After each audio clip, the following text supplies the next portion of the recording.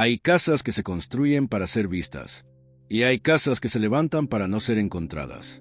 En una de las zonas más visibles del mundo, las colinas de Hollywood, existe una mansión que durante décadas logró exactamente eso, existir sin mostrarse.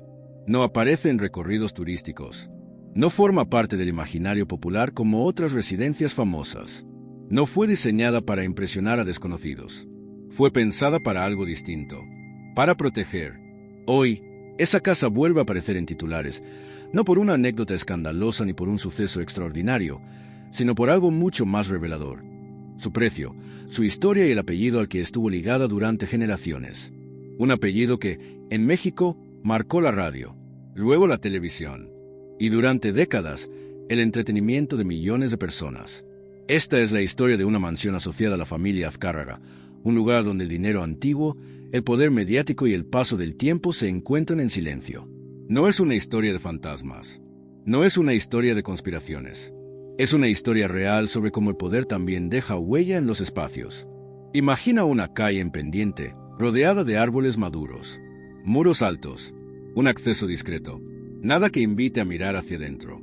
Y detrás de ese límite físico, una propiedad enorme, con patios interiores, jardines amplios y una arquitectura que parece haber sido trasladada desde México hasta California. No es moderna, no es minimalista, es deliberadamente tradicional, colonial, sólida, pensada para durar. ¿Por qué una familia que dominó la televisión mexicana tendría una residencia así, tan lejos de su país, pero tan fiel a una estética que habla de raíces, tradición y control? Esa pregunta es el punto de partida de este relato. Porque las casas de poder no suelen ser simples viviendas. Funcionan como refugios, como espacios de negociación, como símbolos silenciosos de una posición que no necesita ser explicada. Y esta mansión, en particular, fue durante años un lugar donde la privacidad no era un lujo, sino una necesidad. A lo largo de este video vamos a recorrer tres cosas, con calma y sin exageraciones.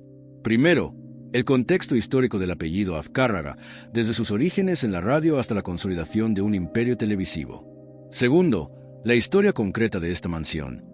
¿Dónde está? ¿Cómo es? ¿Cómo fue utilizada y por qué hoy vuelve a ser noticia? Y tercero, algo más profundo. ¿Qué ocurre cuando el poder cambia de forma, pero las casas que lo representaron siguen ahí, intactas, esperando un nuevo significado? Todo lo que escucharás aquí está basado en información pública, registros históricos y reportes periodísticos. No vamos a cruzar la línea de la vida privada ni a construir mitos innecesarios. La realidad, en este caso, es más interesante que cualquier exageración. Si te gustan este tipo de historias, lugares reales marcados por el tiempo, el silencio, la memoria, te invito desde ahora a suscribirte al canal. Así ayudas a que este tipo de contenido siga existiendo y llegues a los próximos relatos que estamos preparando. Ahora bien, antes de entrar en cifras millonarias, antes de hablar de herencias, ventas y titulares recientes, necesitamos entender algo esencial.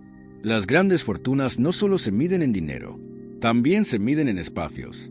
Y cuando una familia influye durante décadas en lo que millones ven, escuchan y consumen, los lugares donde esa familia se refugia terminan contando una historia paralela.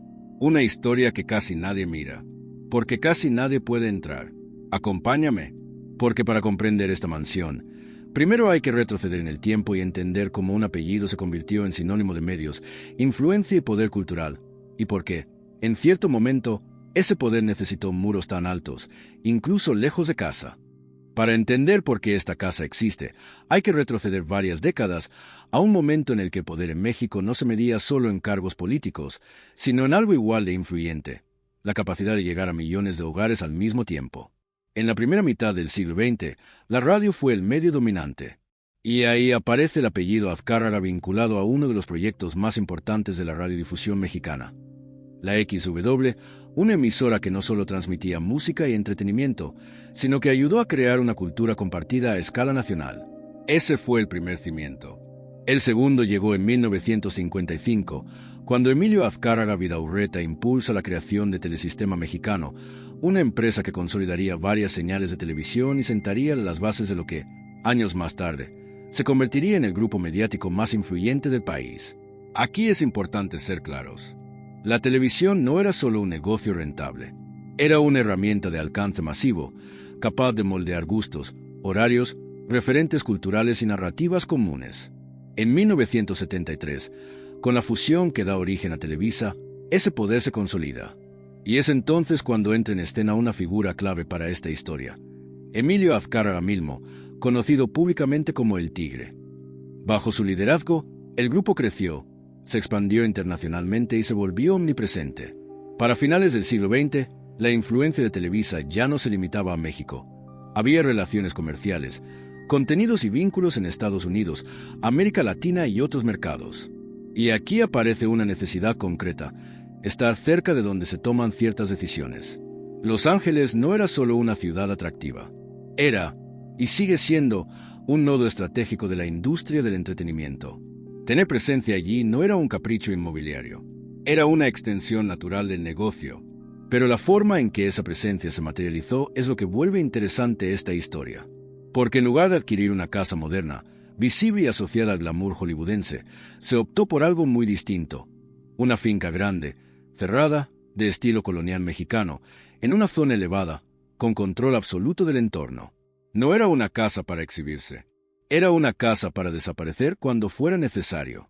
Según registros inmobiliarios y reportes periodísticos, la propiedad, ubicada en el área de Sunset Plaza Drive, en Hollywood Hills, cuenta con un terreno inusualmente grande para esa zona, varias construcciones, amplios jardines y una arquitectura pensada más como hacienda que como mansión urbana. Ese detalle no es menor. La arquitectura comunica intenciones. Y aquí la intención no era adaptarse al lugar, sino recrear un espacio familiar, reconocible, estable, incluso lejos del país de origen.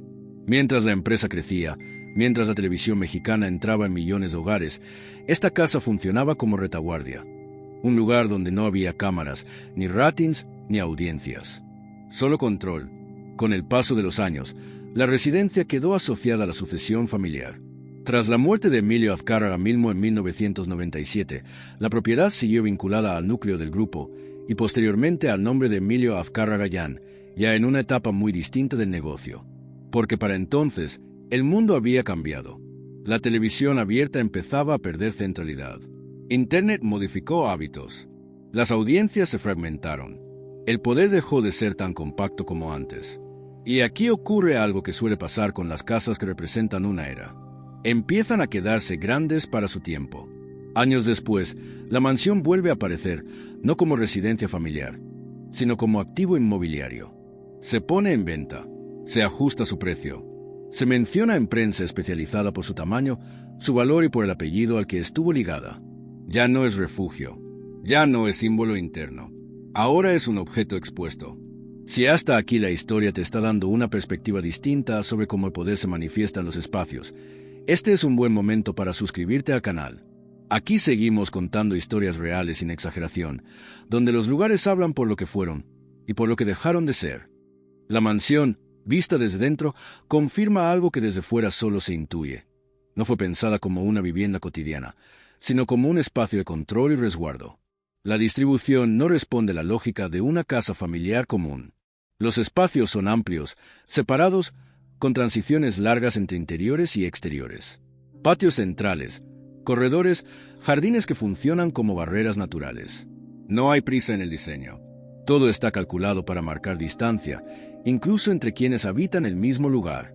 Las áreas sociales son grandes, formales, pensadas para recibir a pocas personas a la vez, pero con comodidad absoluta. No hay sensación de improvisación.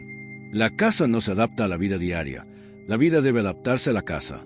Ese tipo de arquitectura suele aparecer en residencias donde la privacidad es prioritaria, pero también donde se realizan encuentros que no están pensados para ser visibles. No se trata de secretismo en un sentido oscuro, sino de algo más simple y más real: discreción como forma de poder. Durante años, esta finca cumplió exactamente esa función. Mientras el apellido Azcárraga seguía siendo central en la televisión mexicana, mientras las decisiones empresariales tenían impacto continental, este lugar operaba como un punto de apoyo fuera del foco constante de la exposición pública. Pero ninguna casa, por grande que sea, puede permanecer ajena al tiempo.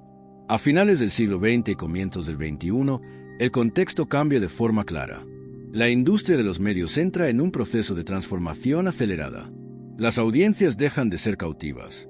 La tecnología fragmenta la atención. El poder que antes se concentraba en pocas manos empieza a redistribuirse. Y cuando eso ocurre, los símbolos físicos de una era empiezan a perder su función original. La mansión sigue ahí, los muros siguen en pie, los jardines siguen cuidados, pero ya no cumplen el mismo propósito. Eso explica por qué, con los años, la propiedad deja de ser un espacio estrictamente familiar y comienza a aparecer en el mercado inmobiliario. Los reportes no hablan de una casa en decadencia, sino de algo distinto, una residencia impecable, pero desanclada de su tiempo. El precio, que alcanza cifras que parecen irreales para la mayoría, no solo refleja metros cuadrados o ubicación, refleja historia acumulada, refleja una marca, refleja una época en la que el poder necesitaba espacios así. Y aquí hay un punto clave que suele pasar desapercibido.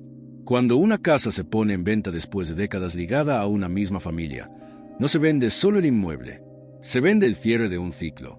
Porque mantener una propiedad de este tamaño, en esta zona, con este nivel de privacidad, exige algo más que dinero, exige una razón para existir. Y esa razón ya no es la misma. Hoy, la mansión se presenta como oportunidad, como activo, incluso como posible terreno para desarrollo futuro. Esa posibilidad, mencionada en algunos reportes, introduce una pregunta silenciosa pero contundente. ¿Qué ocurre cuando un lugar que fue símbolo de poder termina reducido a su valor de mercado? La respuesta es incómoda, pero clara. El espacio sobrevive, pero el significado cambia. Donde antes hubo resguardo, ahora hay expectativa. Donde antes hubo control, ahora hay exposición. Y eso convierte a la casa en algo muy particular. Un testigo inmóvil de una forma de poder que ya no funciona igual. No hace falta que esté abandonada para transmitir esa sensación. Basta con saber que ya no cumple la función para la que fue creada. Por eso esta historia no es la de una mansión misteriosa, ni la de una familia inaccesible. Es la historia de cómo el tiempo alcanza incluso a los lugares mejor protegidos. Porque el verdadero desgaste no siempre se nota en las paredes. A veces se nota en la pregunta que queda flotando. ¿Quién necesita hoy una casa así? ¿Y para qué? Y mientras esa pregunta sigue sin respuesta definitiva, la mansión permanece, silenciosa, elevada sobre la ciudad, observando cómo el mundo que la hizo necesaria sigue avanzando sin ella. Ese silencio no es vacío, es acumulación. En este tipo de residencias, el silencio suele ser el resultado de décadas de actividad concentrada. Decisiones tomadas lejos de oficinas formales. Conversaciones que no quedaron registradas. Momentos en los que estar fuera del país no significaba estar lejos del poder, sino ejercerlo desde otro ángulo. La mansión funcionó durante años como ese tipo de espacio. No como escenario público, sino como territorio neutral. Lejos de los estudios de televisión, lejos de los reflectores, lejos incluso de las dinámicas cotidianas de la empresa. Eso explica otro detalle que aparece en las descripciones públicas de la propiedad: la ausencia de elementos ostentosos hacia el exterior. No hay fachadas pensadas para ser fotografiadas desde la calle. No hay gestos arquitectónicos dirigidos al transeúnte. Todo el lenguaje visual está orientado hacia adentro. Quien entra, entra. Quien no, no ve nada. Esa lógica coincide con una forma muy concreta de entender el poder en el siglo XX, poder como control del acceso, control de la información, control del tiempo, control del espacio. Pero ese modelo empezó a resquebrajarse. Con el avance del nuevo siglo, la exposición se volvió inevitable. Las empresas mediáticas comenzaron a ser observadas no solo por sus contenidos, sino por sus estructuras, sus decisiones y sus relaciones.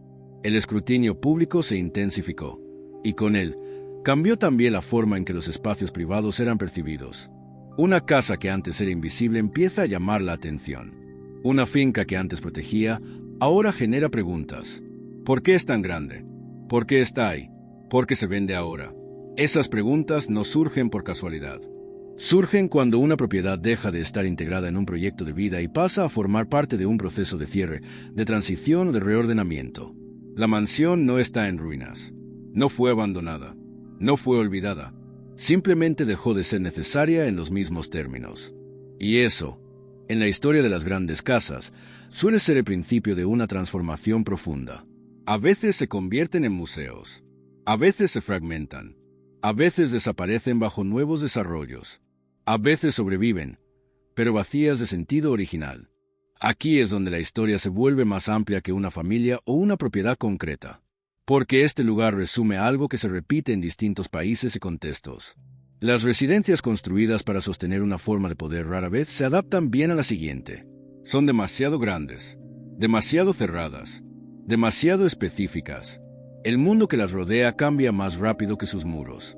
Y así, esta mansión en Hollywood Hills queda suspendida en un punto intermedio, ni plenamente viva, ni abandonada, ni completamente privada, ni realmente pública. Un espacio que ya no decide, pero tampoco se va. Eso es lo que la convierte en un verdadero testigo del tiempo. No por lo que oculta, sino por lo que revela sin querer. Que incluso los lugares diseñados para durar generaciones terminan enfrentándose a una pregunta inevitable: ¿seguir siendo lo que fueron? ¿O aceptar que su época ya pasó? Para entender el significado histórico y simbólico de esta mansión, hay que mirar con atención el lugar donde se encuentra. Hollywood Hills no es solo una zona residencial de alto valor. Desde mediados del siglo XX, se convirtió en un territorio estratégico del poder cultural estadounidense. No únicamente por la cercanía con los estudios, sino porque ahí se mezclaron tres cosas muy concretas: dinero, influencia y discreción. A diferencia de Beverly Hills, más asociada a exhibición y estatus visible, Hollywood Hills ofrecía algo distinto: aislamiento con proximidad. Estar cerca del centro de la industria, sin vivir expuesto a ella. Por eso, muchas de las propiedades históricas de esta zona no pertenecieron únicamente a actores. Fueron adquiridas por productores, ejecutivos, inversionistas y figuras que no necesitaban reconocimiento público, pero sí control, acceso y privacidad. En ese contexto, la mansión asociada a la familia Azcárraga encaja perfectamente. No se trataba de integrarse al Star System. Se trataba de operar cerca de él, sin formar parte visible de su narrativa. Ese detalle cambia completamente la lectura simbólica del lugar. Esta casa no representa aspiración hollywoodense. Representa posición estratégica. Mientras muchos compraban propiedades para ser vistos, esta fue pensada para no ser observada. Mientras otras residencias buscaban modernidad y ruptura estética, esta apostó por una arquitectura que hablaba de tradición, continuidad y raíces. Eso la convierte en una anomalía dentro del paisaje local.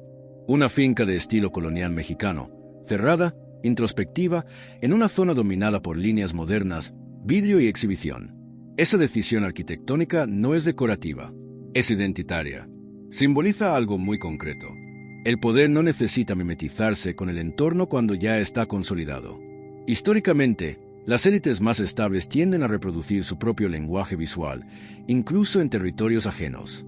No buscan pertenecer, buscan recrear su centro allí donde se establecen. Eso explica por qué esta mansión no parece de Hollywood, aunque esté en Hollywood Hills. Funciona como una extensión territorial de otro mundo, el de la empresa familiar, el de las decisiones tomadas a puerta cerrada, el de la continuidad generacional. Y aquí aparece un segundo nivel simbólico importante. Durante décadas, la televisión tradicional fue un medio vertical. Pocos hablaban, millones escuchaban. Ese modelo se reflejaba también en los espacios: casas cerradas, jerarquías claras, accesos controlados. La mansión responde exactamente a esa lógica. Pero cuando el modelo mediático empezó a fragmentarse, con cable, plataformas digitales e Internet, esa arquitectura del poder comenzó a perder sentido. Ya no había un solo centro. Ya no había una sola voz dominante. Ya no había un solo lugar desde donde controlar el relato. Y entonces, la casa quedó desfasada. No obsoleta en términos físicos, desfasada en términos simbólicos. Hoy, en Hollywood Hills, muchas propiedades se transforman, se abren, se reconvierten o se integran a dinámicas más visibles. Esta mansión, en cambio, permanece como una cápsula del pasado, intacta, pero desconectada del presente. Eso la vuelve especialmente reveladora, porque no representa decadencia, representa cambio de paradigma. Es el testimonio físico de una época en la que el poder cultural podía refugiarse detrás de muros y seguir influyendo sin mostrarse. Una época en la que estar fuera del foco era una ventaja. Ese mundo ya no existe de la misma forma. Y por eso, hoy, esta mansión no impresiona por su lujo, sino por lo que deja en evidencia. Que incluso los lugares diseñados para sostener el poder necesitan un contexto que los haga necesarios. Cuando ese contexto desaparece, la casa queda, pero su significado cambia. Y eso, más que cualquier cifra o titular, es lo que convierte a esta residencia en un verdadero testigo histórico dentro de Hollywood Hills. Al final, esta mansión en Hollywood Hills no necesita misterio añadido para ser comprendida. Su historia es clara cuando se observa con distancia y contexto. Fue construida para una época en la que el poder cultural podía concentrarse, protegerse y operar desde espacios cerrados. Una época en la que la influencia no dependía de exposición constante, sino de control, acceso y permanencia. La casa respondió fielmente a esa lógica: muros altos, arquitectura introspectiva, privacidad absoluta. Durante años cumplió su función, pero el tiempo cambió el entorno que la hacía necesaria. La industria de los medios se fragmentó. El poder dejó de ser vertical. La visibilidad se volvió inevitable, y los espacios diseñados para el silencio comenzaron a perder su sentido original. Hoy, la mansión sigue en pie, bien conservada, valiosa en términos inmobiliarios. Sin embargo, ya no representa refugio ni centro de decisiones. Representa memoria. Memoria de una forma de ejercer influencia. Memoria de una estructura de poder que fue efectiva en su momento. Memoria de una etapa en la que el aislamiento era una ventaja estratégica. En Hollywood Hills, un lugar asociado al brillo, la reinvención y la exposición constante, esta residencia permanece como una excepción. No busca adaptarse, no intenta reinventarse, simplemente existe, cargando con el significado de lo que fue. Y ahí está su verdadero valor histórico. No en su precio, no en su tamaño, no en el apellido al que estuvo ligada, sino en lo que demuestra con absoluta claridad, que incluso los espacios construidos para durar generaciones dependen del mundo que los rodea. Cuando ese mundo cambia, los muros permanecen, pero el poder se va. Esta mansión no está abandonada, está desfasada, y por eso, más que una casa de lujo, se ha convertido en un testigo silencioso del tiempo, un lugar donde la historia no grita, no asusta y no se derrumba, simplemente queda atrás.